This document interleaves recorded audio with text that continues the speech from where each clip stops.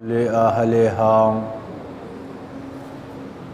أما بعد فأعوذ بالله من الشيطان الرجيم بسم الله الرحمن الرحيم ولما جاءهم كتاب من عند الله مصدق لما معهم وكانوا من قبل يستفتحون على الذين كفروا فلما جاءهم ما عرفوا كفروا به فلعنة الله على الكافرين۔ سامعین محترم، بنی اسرائیل کے سرکشیوں کا ذکر چل رہا تھا۔ اس سے پہلے تورات کا انکار اور اللہ رب العزت کے احکام کو توڑنے کی حیلہ سازیاں یہ بیان کی گئی۔ اگر ان لوگوں کو دعوت دی جاتی تو یہ کہتے کہ ہمارے دل پردوں کے اندر ہے یا ہمارے دل بھرے ہوئے ہیں، اب مزید باتیں اس دل میں نہیں آ سکتی۔ اللہ رب العزت نے جواب دیا بل لعنہم اللہ بکفرہم، ایسی بات نہیں ہے، ان کے دل علم سے بھرے ہوئے نہیں ہیں، بلکہ اللہ رب العزت نے لعنت کی ہے ان پہ۔ اللہ رب العزت نے ان پہ مہر لگا دیا ہے، اب ان کے دل میں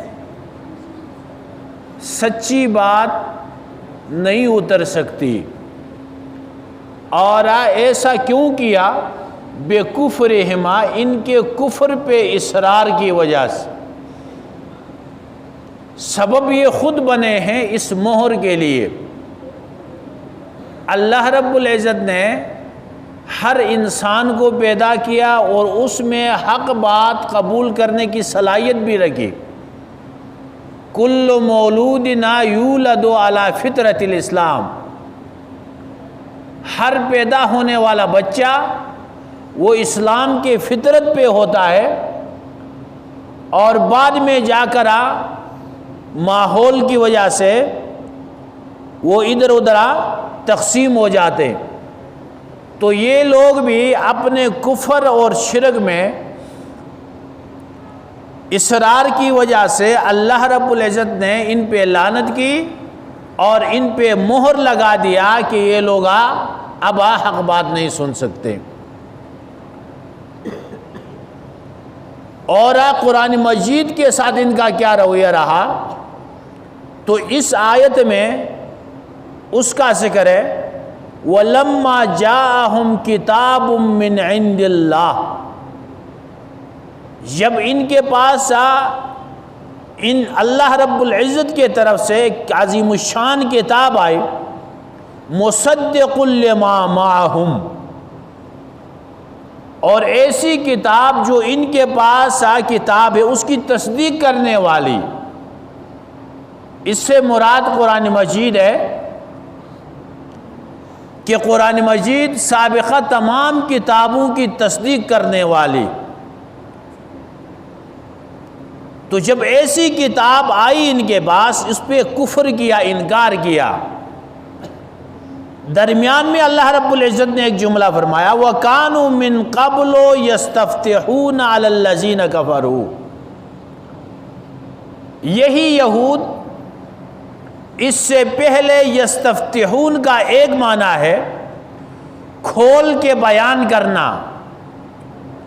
قرآن کے نزول سے پہلے یہ یہودی کفار کے سامنے بیان کرتے تھے دیکھو ایسے علامات کے ساتھ ایک پیغمبر آنے والے ہیں، اس پہ ایمان لانا،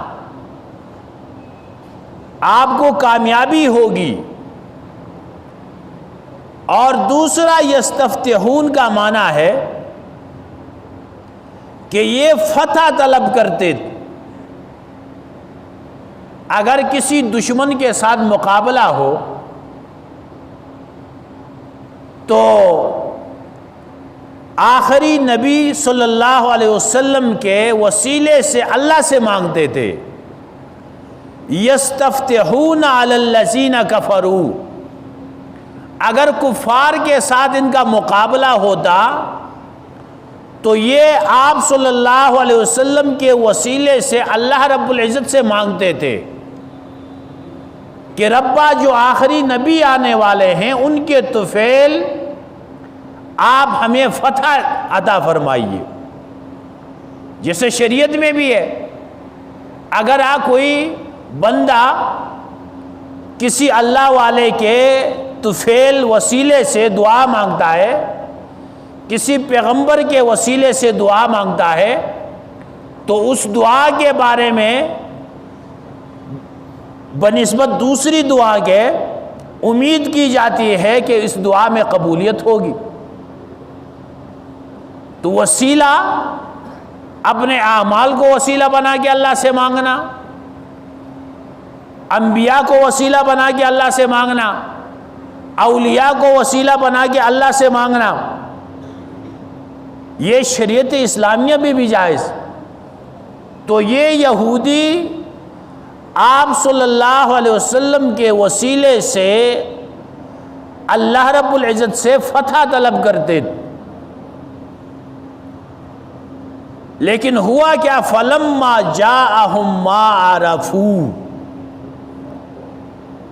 جب ان کے پاس آیا وہ کتاب، وہ پیغمبر، عرفو جو جانتے تھے، یعرفونہ کما یعرفون ابناءہم، ایسے جانتے تھے جیسے کہ اپنے اولاد کو انسان جانتا ہے. کفروا بہ، اس کا انکار کیا، جاننے کے باوجود انکار کیا. فلعنۃ اللہ علی الکافرین، ان کافروں پہ اللہ کی لعنت، جو جان بوجھ کے عمل نہیں کرتے. تو ہر اس شخص پہ لعنت جو علم ہونے کے باوجود اس پہ عمل نہیں کرتا. اور اس میں تمام مسلمانوں کے لیے بھی یہ حکم ہے، اگر کسی حکم کے بارے میں علم ہے کہ یہ قرآن و سنت کے خلاف ہے، وہ اپنے رسم و رواج سے مجبور ہو کر اگر اس حکم کو بجا لاتا ہے تو اس کے لیے بھی حکم یہ ہے فعلیہ لعنت اللہ، اس پہ اللہ کی لعنت ہے. ویل للعالم الف مرۃ، جو جاننے کے باوجود عمل نہیں کرتا اس پہ 1000 بار لعنت ہے. اب یہ کون مسلمان نہیں جانتا کہ 5 وقت کی نماز اللہ نے فرض کی ہے؟ یہ کون مسلمان نہیں جانتا کہ کسی پہ ظلم کرنا یہ ناجائز اور حرام ہے، اور دوسرے کا مال کھانا یہ حرام ہے، چغلی کرنا حرام ہے، جھوٹ بولنا حرام ہے، غیبت کرنا حرام ہے؟